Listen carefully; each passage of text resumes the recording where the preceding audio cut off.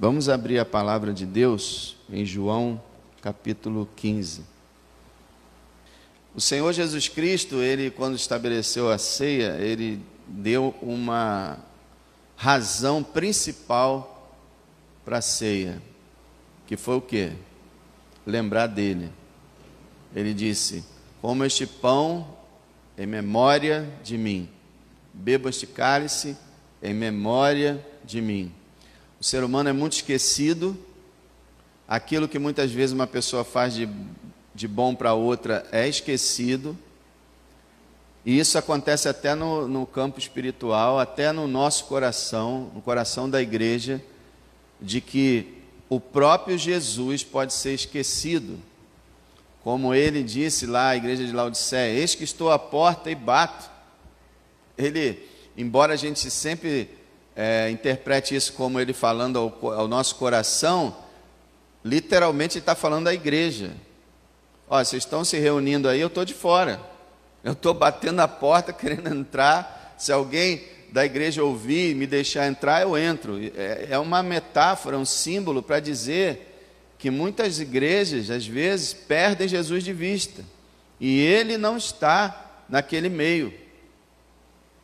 E às vezes isso acontece na nossa vida. Então, eu quero refletir com os irmãos um pouco sobre essas palavras de Jesus em João 15, porque aqui, na noite que ele foi traído, na mesma noite que ele celebrou a ceia, ele trouxe essas palavras. E essas palavras falam da importância fundamental que ele tem na vida da igreja, na nossa vida e na vida de cada ser humano. Olha só o que ele vai dizer. Verso 1. Eu sou a videira verdadeira, e o meu pai é o lavrador. Videira sempre foi o símbolo de Israel. Videira era o símbolo de bênção, símbolo de felicidade, de fruto, de alegria. É da videira que sai a uva, esse fruto tão gostoso, né? E da onde sai também o vinho, que não pode ser tomado em excesso, mas que a própria Bíblia diz que alegra o coração. Agora, ele diz: eu sou a videira verdadeira, e meu pai é o lavrador. Então ele coloca Deus o Pai como aquele que criou a salvação e que enviou o Filho dele para ser essa fonte de vida. Então ele continua, verso 2: toda vara em mim que não dá fruto, atira, e limpa toda aquela que dá fruto, para que dê mais fruto. Ele vai aqui falar que nós somos essas varas. É difícil às vezes entender essa linguagem, porque a gente mal conhece uma videira. Muitos de nós nunca viu uma videira, só em foto. Então, para a gente simplificar, pensa em qualquer árvore, tá? Jesus é o tronco, é o caule, é essa árvore. Nós somos os galhos dela. Então ele fala assim: toda o galho, toda a vara que está em mim, que não dá fruto, atira. Ele vai falar de dois grupos de pessoas. E ele vai falar de dois grupos de pessoas que têm uma relação com ele, que têm uma certa intimidade com ele, mas um desses grupos não está verdadeiramente enxertado na videira e o outro está. É como se ele estivesse falando dos apóstolos e de Judas. Judas havia saído pouco antes, aqui o João 13 nos fala que ele saiu para vender Jesus. Então é como se Jesus estivesse falando assim: olha, toda vara em mim que não dá fruto, atira. Isso é, Judas, ou qualquer pessoa que tenha um relacionamento de igreja, de dizer que é evangélico, de dizer que pertence ao Senhor, de estar no meio cristão, mas não está realmente produzindo fruto. E olha, se um galho não produz fruto, é porque ele não tem a vida da árvore. Então ele aparentemente está na árvore, mas não está. Então, toda esse que não dá fruto, o Senhor diz que tira. Daqui a pouco ele vai falar com mais detalhes. essa pessoa acabará sendo definitivamente retirada do meio da igreja. E aí ele continua, e limpa toda aquela que dá fruto, para que dê mais fruto. Então, a Bíblia ensina que se uma pessoa não produz fruto, ela não é salva. Lembra da parábola do semeador? Todo mundo produz fruto, a 30, a 60 ou a 100, mas todo mundo produz fruto. Quem não produz fruto é aquele que foi lançado à beira do caminho, a semente, foi lançado nos espinhos, nas pedras, não no bom caminho. Então, todo crente produz fruto. O que é fruto? Ações, pensamentos, palavras que glorificam a Deus. Fruto. Toda árvore frutífera dá fruto, a não ser que ela esteja morta, doente, não sei. Então, ele fala que aquela que dá fruto, quer dizer, o verdadeiro cristão, ele diz que ele limpa para que dê mais fruto. Então a gente vê certas vezes a pessoa pegando aqueles facões e limpando os galhos, né, limpando a coisa para que nasça com mais força.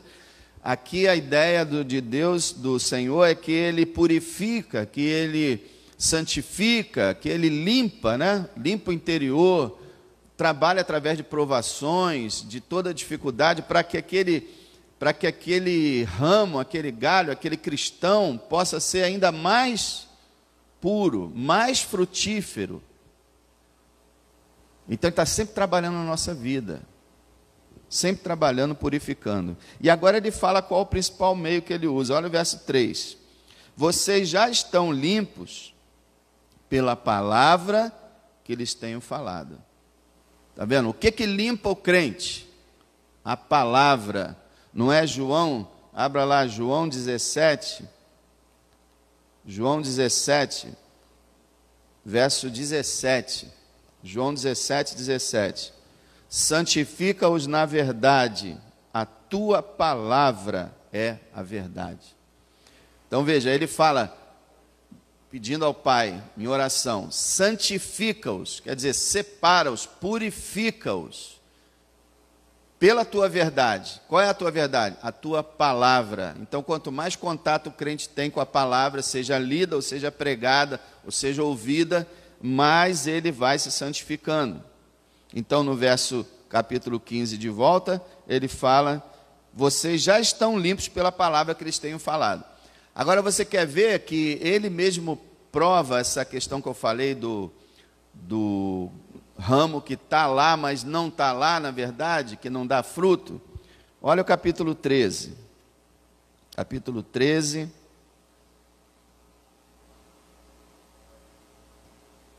Versículo 11. Quer dizer, versículo 10. Olha o que ele diz. Ele tinha acabado de lavar os pés de Pedro, e Pedro não estava entendendo nada. E disse-lhe Jesus, aquele que está lavado não necessita de lavar senão os pés, pois no mais todo está limpo. Ora, vocês estão limpos, mas não todos, porque bem sabia ele quem o havia de trair.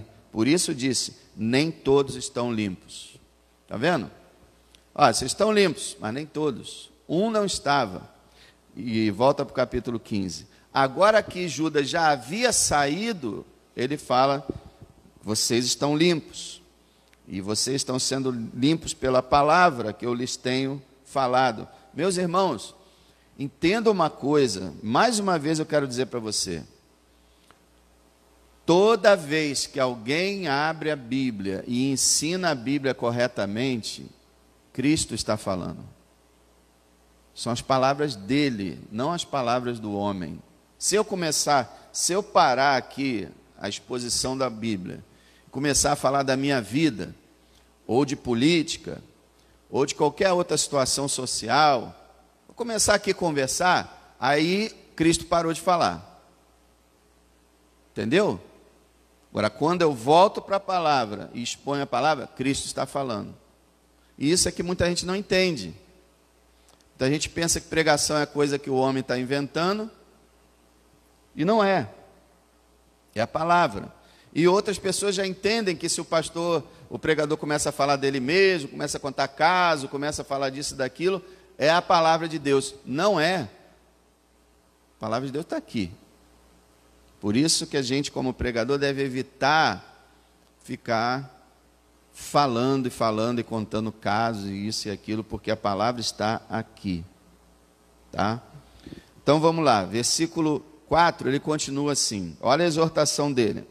Estejam em mim, e eu em vocês. O que ele está propondo aqui? Comunhão, irmãos. Comunhão. Lembra que ele está falando com os apóstolos, que eram quem ia estabelecer o alicerce da igreja, através dos apóstolos que a igreja seria desenvolvida. Ele fala, olha, não tentem, daqui a pouco ele vai falar isso melhor, não tentem sozinhos. Aqui ele fala assim, ó, estejam comigo, estejam em comunhão comigo. Uma coisa é você ser crente, outra coisa é você ter comunhão com o Senhor. Então estejam em mim e eu em vocês. É coisa maravilhosa, não é, irmão? Isso é chamado na teologia de comunhão mística, união mística. É, união mística. Mística no sentido de que é uma coisa assim inexplicável. Mas nós estamos em Cristo e Cristo está em nós. É uma coisa tremenda isso aqui. Estejam em mim e eu em vocês, como, aí ele explica, ó, como a vara, quer dizer, como o crente, como a vara de si mesma não pode dar fruto se não estiver na videira, assim também vocês, se não estiverem em mim. Então, é o galho. Tira o galho, desprende o galho da árvore, e ele não dá mais fruto.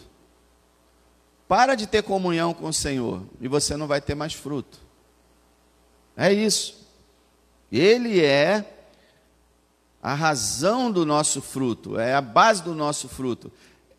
A questão toda é a seguinte, tem a árvore, tem o caule da árvore, a seiva passa por dentro da árvore, a seiva da vida da árvore passa por dentro do tronco e vai aos galhos. E ele está dizendo, eu sou a vida de vocês. Olha o versículo 5. Eu sou a videira, vocês as varas. Quem está em mim e eu nele, esse dá muito fruto, porque sem mim nada poderão fazer. Olha que coisa incrível. Lembra que ele estava falando com futuros pregadores, apóstolos. Olha, vocês não tentem ir sem mim. Inclusive ele falou assim, fiquem em Jerusalém, até que do alto sejais revestidos de poder, que era o Espírito Santo. Não tentem fazer minha obra sem mim. Fiquem comigo, tenham comunhão comigo, vivam comigo, e eu lhes darei poder. É o que eu estava falando ontem lá. Vocês acham que os apóstolos, 12 pessoas simples, comuns, sem estudo, sem capacidade individual, sem nada, você acha que foram eles que mudaram o mundo? Porque o mundo mudou. No primeiro século, o mundo mudou. Vocês acham que foram os apóstolos que fizeram isso? Foi Cristo, por meio do seu Espírito. A obra é dele. Você foi salvo por ele. Nós somos sustentados por ele. Eu estou aqui por causa dele. Vocês precisam saber, vocês não podem fazer nada de útil sem mim.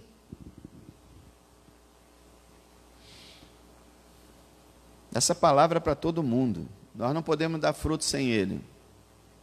E você também não pode ser salvo sem ele. Você não pode entrar no céu sem ele. Você não pode ter a vida eterna sem ele. Sem mim você não pode fazer nada, a não ser pecar. Coisas boas só em mim. Ele continua. Essa palavra dele é muito enfática. Se alguém não estiver em mim, será lançado fora, como a vara, e secará. E os colhem e lançam no fogo e ardem.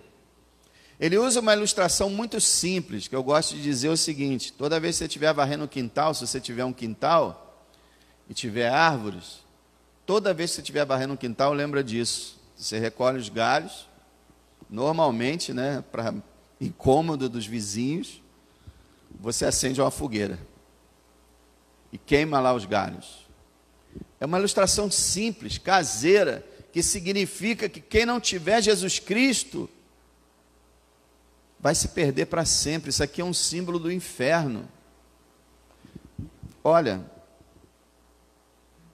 será lançado fora, e a Bíblia fala que o inferno são as trevas exteriores, como a vara, secará, quer dizer, ficará sem nenhum vigor, sem nenhuma alegria, sem nenhuma vida, secará, e os colhem e lançam no fogo e ardem. Isso aqui é a punição eterna. Sem Cristo não há salvação. Outra figura para você não esquecer mais. Lembre de uma planta, de uma árvore, de um galho, alguma coisa assim, unido à planta, à árvore. É verde, bonito, frutífero. E agora lembra de um galho desse fora da árvore. É seco, é marrom, é feio e não serve para nada, a não ser fazer fogo. Isso é o que acontece com a pessoa que rejeita Cristo, ou até aquele que diz que serve a Cristo, mas na verdade não serve, como aconteceu com Judas. Olha a transformação de um galho verdinho, bonito, cheio de flores, de folhas, de frutos, para um negócio rígido, feio, seco, que fica jogado no chão e que vai para o fogo. É a mesma questão, o ser humano vivo é uma coisa, morto, outra totalmente diferente, horrível. E a vida está em Cristo. Olha o que ele diz no verso 7. Se vocês estiverem em mim, e as minhas palavras estiverem em vocês, pedirão tudo o que quiserem e lhes será feito. Aqui ele diz, olha, ele fala de uma maneira que parece que ele está dizendo aqui, quando ele fala, se vocês estiverem em mim, parece que ele está falando de oração, porque logo depois ele fala, se as minhas palavras estiverem em vocês. Então ele parece que está falando de um diálogo aqui. Se vocês estiverem me buscando em oração, e estiverem lendo as minhas palavras, é isso que ele quer dizer, porque as palavras dele só podem estar em nós se nós estivermos lendo elas ou ouvindo elas. Então ele está falando de uma comunhão aqui, provavelmente de oração e palavra. Se vocês estiverem em mim, comunhão comigo orando, e as minhas palavras estiverem em vocês, então haverá verdadeira comunhão, e tudo que vocês pedirem, lhe será feito.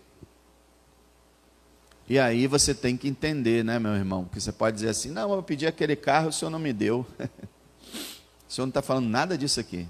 Se você tem comunhão com o Senhor, se você está em oração, em comunhão com Ele, a palavra dele está em comunhão com você, você vai ser parecido com Ele. E você vai pedir as coisas que Ele quer. Nada de coisas vãs e inúteis. Mas você vai pedir, por exemplo, pela tua santificação. Você vai pedir que você consiga amar mais, você vai pedir que você consiga ser mais útil no reino, que você consiga ganhar almas, que muita gente seja salva na igreja, que o Senhor edifique a igreja. Você vai pedir coisas espirituais e Ele vai fazer na tua vida. Eu já disse semana passada e volto a dizer, você quer ser santo? Peça a Deus para ser santo, haja de maneira coerente com isso e você será santo. Você quer mais de Deus?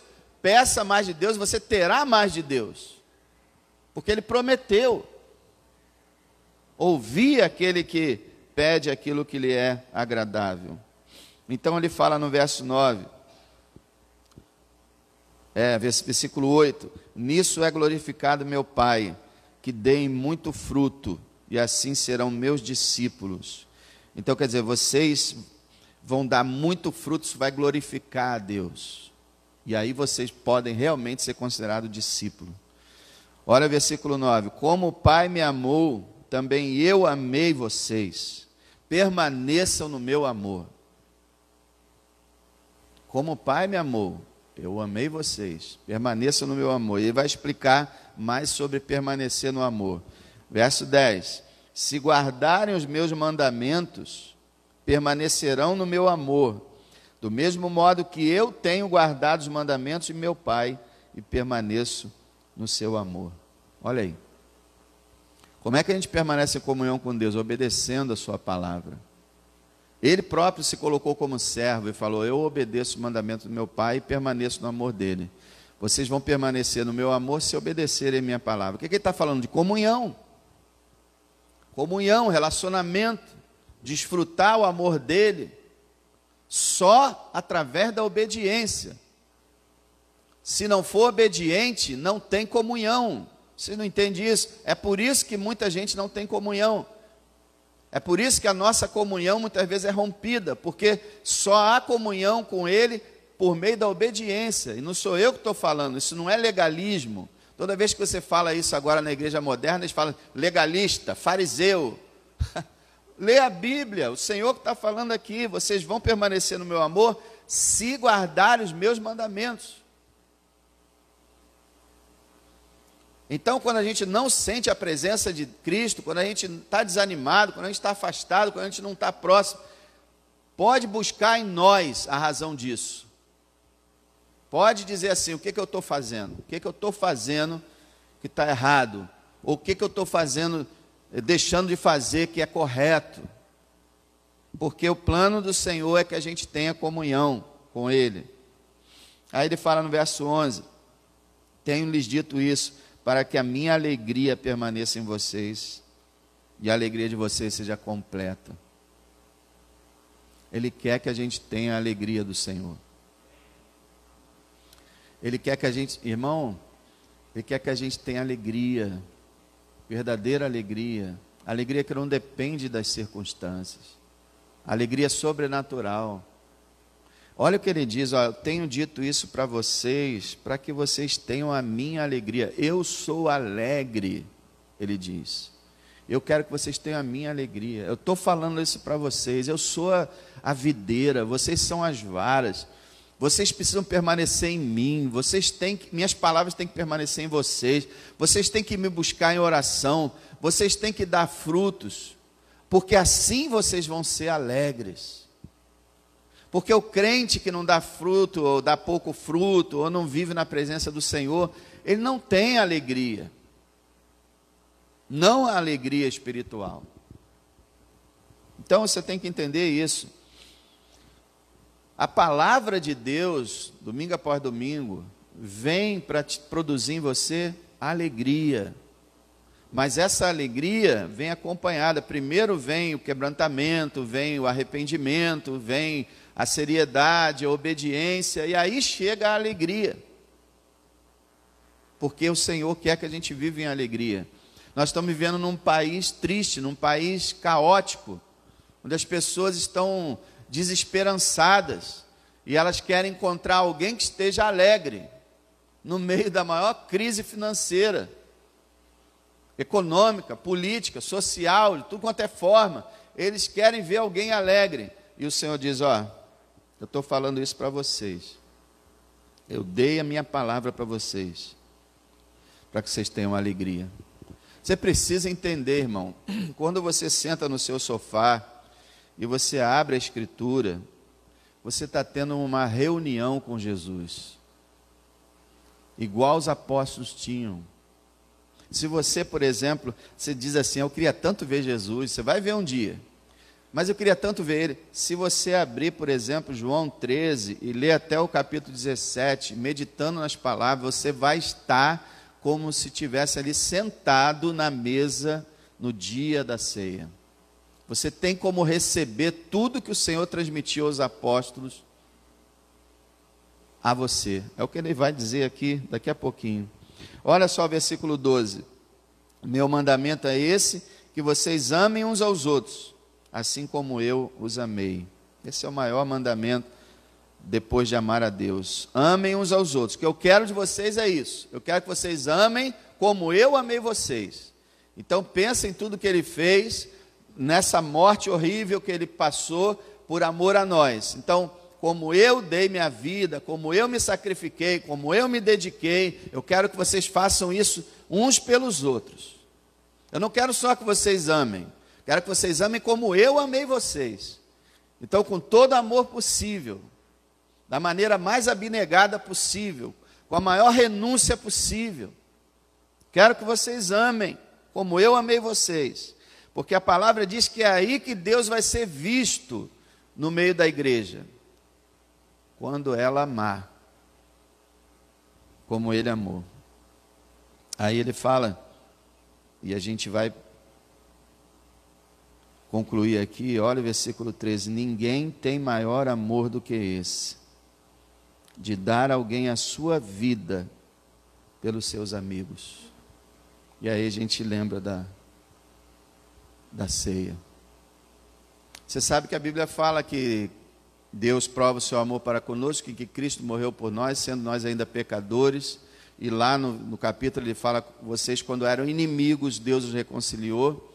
Mas aqui, os apóstolos já eram amigos dele, já tinham sido convertidos. Então ele fala, olha, ninguém ama mais do que isso, dar a vida pelos seus amigos. Eu vou dar minha vida por vocês. Esse é o maior amor. No verso 14 ele fala, vocês serão meus amigos se fizerem o que eu lhes mando. Olha a obediência aqui de novo. Quem é amigo de Cristo? Aquele que faz o que Ele manda. E aí ele fala de um privilégio, olha o verso 15. Já não lhes chamarei servos, porque o servo não sabe o que faz o seu senhor, mas tenho-lhes chamado amigos, porque tudo quanto ouvi de meu Pai lhes tenho feito conhecer. Eu chamo vocês de amigos, porque eu tenho um relacionamento com vocês tal, que tudo que meu Pai disse, para dizer a vocês, eu disse, não escondi nada. E meus irmãos, está tudo escrito, está tudo na palavra. Jesus é nosso amigo. Ele deu a vida por nós. E Ele quer ter profunda comunhão conosco. Ele quer nos usar. Ele quer que a gente dê fruto. Ele quer que a gente glorifique Ele. Porque Ele fala através de nós. O instrumento da revelação de Cristo é a sua palavra. E a igreja? A igreja revela Cristo. Então, meu irmão, nessa manhã, quando nós vamos participar do pão e do cálice, entenda mais uma vez, nada podemos fazer sem Cristo. Nada. Não podemos viver sem Ele. Não podemos ter alegria sem Ele. Não podemos ter paz sem Ele. Não podemos vencer o pecado sem Ele. Muito menos vencer o diabo sem Ele. Não podemos viver sem Ele. Não podemos morrer sem Ele. Ele é tudo o que nós precisamos. Ele é vital, Ele é fundamental. E mesmo aqueles que o têm, não podem deixar isso de lado, não podem perder de vista. Ah, pastor, eu não tenho perdido de vista não, eu sei que Ele é o principal, sabe mesmo? Você leu a Bíblia ontem, e sexta-feira, e quinta, quarta, terça, segunda, você leu a Bíblia, você orou. Ah, orei, quando eu estava almoçando eu orei. Estou falando se você orou mesmo. A gente fala coisas, irmãos, mas como a gente meditou ontem, né? Palavras às vezes são palavras vazias. Nós honramos a Ele com os nossos lábios, mas o nosso coração está longe dEle. Isso é que acontece muitas vezes comigo e com você. Nosso coração está no trabalho, está nos estudos, nosso coração está na política, nosso coração está na família, está no filho, está na esposa, está em nós mesmos, principalmente nós mesmos, nossos interesses.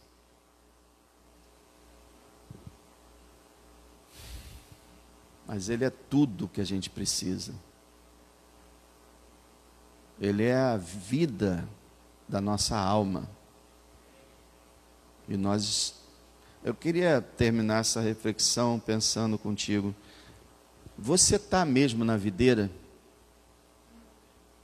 Você é um ramo verdadeiro dessa videira? A vida de Cristo corre dentro da sua vida? Pensa nisso. Outra coisa, você dá fruto, a sua vida recomenda o Senhor Jesus Cristo? Tuas obras são obras de obediência? Aqui 3 vezes, irmãos, ele falou de obediência. E se você ler o capítulo 14, ele vai falar mais umas 10 vezes.